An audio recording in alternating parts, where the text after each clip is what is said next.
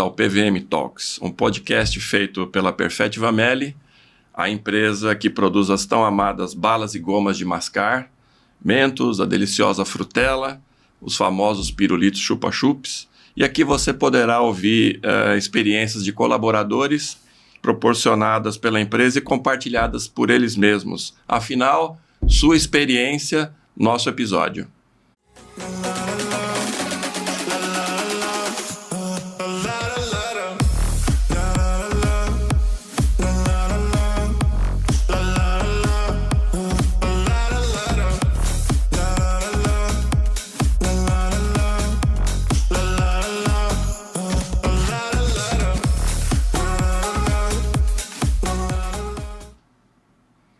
Olá pessoal, aqui Fernando Martim, diretor de Supply Chain da PVMTalks, há 6 anos na empresa, e no episódio de hoje falaremos sobre Summit, esse programa corporativo com a nossa viagem em Vietnã.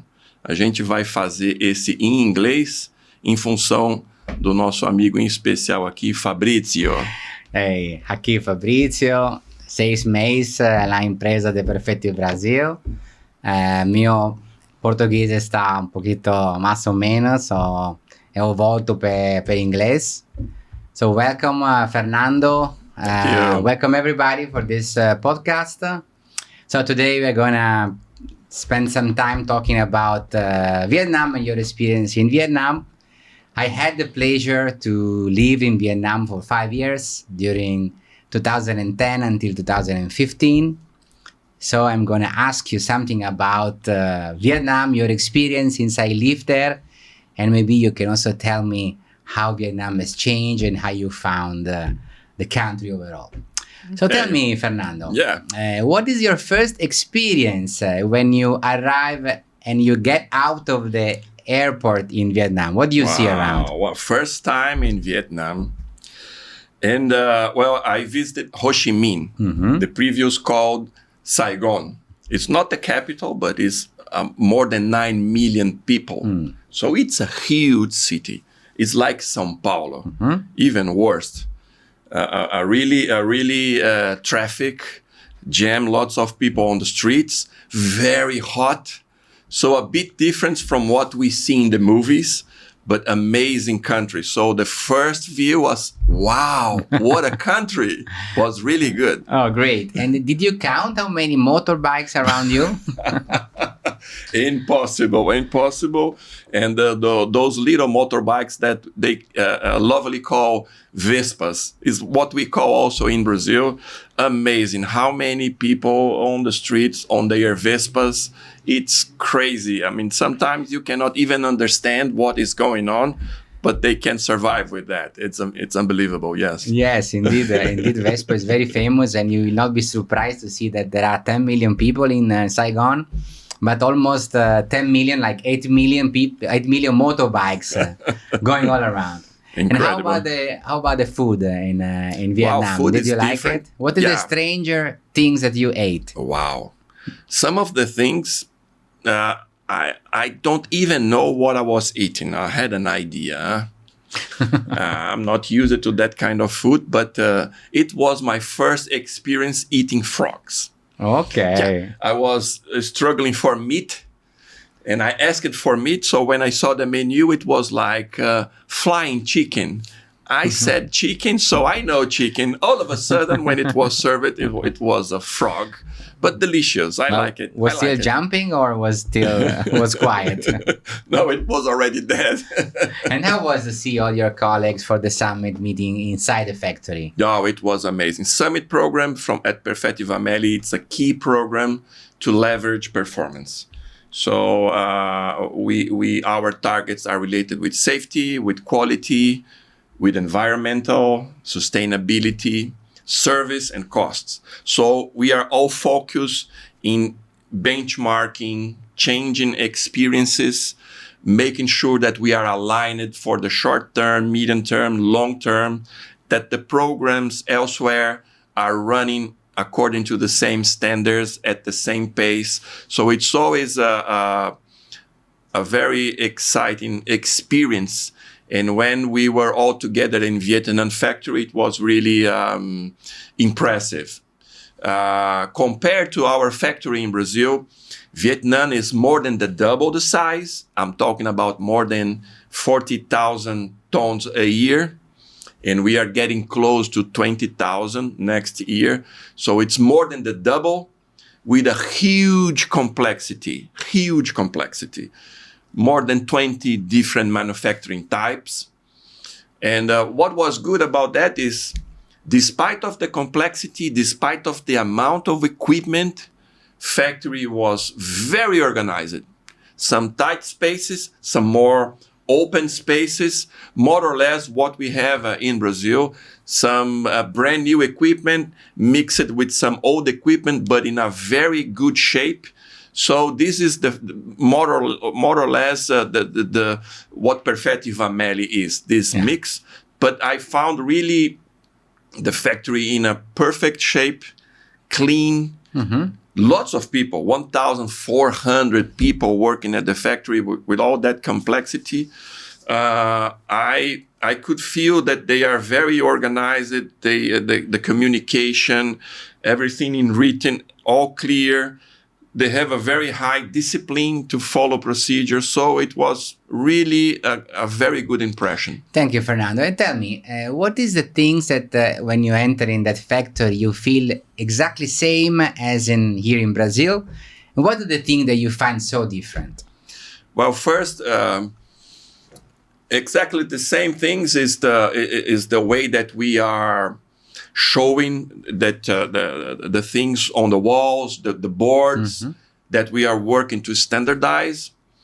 That is really similar. The types of the equipments, because the manufacturing that we have in Brazil are the same. So some of the equipments are exactly the same setup. When it comes down to continuous improvement, the same way to treat the problems, to address the actions. So I could feel very, very, very familiar with that. Great. Sorry, let me say, it's impressive that on the other side of the world, we have things that are exactly the same as here, right? Impressive. And what is instead you found it very different from what you're used to have here in your factory? Yeah, what I felt really nice in the office, they were all dressing the same uniform. Oh. Even this shirt that I got that's a Vietnam flag. So they were all using the same uniform at the office. The feeling that they are very happy working there. It's not that common to see, but they were really enjoying to work.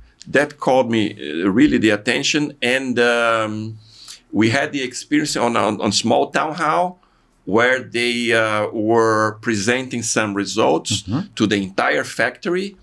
And that was a very nice moment where I could feel that they were all connected. And I wish we have the same things in Brazil. Oh, so that connection, the way they did it, it was really different and in a positive way. Yeah, I was about to ask you, what do you want to, if you can, take from Vietnam and put it here in our factory, and what in the opposite you think you will be fitting very well from Brazil to Vietnam?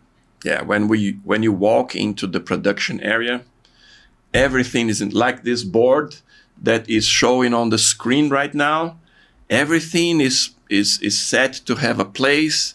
Everything is on its place. Looks like nothing is out of the place. Of course, it was a visit, but looks like they can do that on a daily basis. So this is the kind of thing that when it comes down to cleaning, organization, safety, quality, that's what I'm pushing my team on the same way. Oh, great. That probably is the proximity to Japan. The Kaizens there is so good, eh? Yeah, probably, yes. The culture, the way that they live, And instead, what do you think, based on your experience in the factory in Brazil, but also in Brazil as a country, what do you think that will work very well from Brazil to Vietnam? I think that the way we manage our continuous improvement, I think that we are a bit ahead.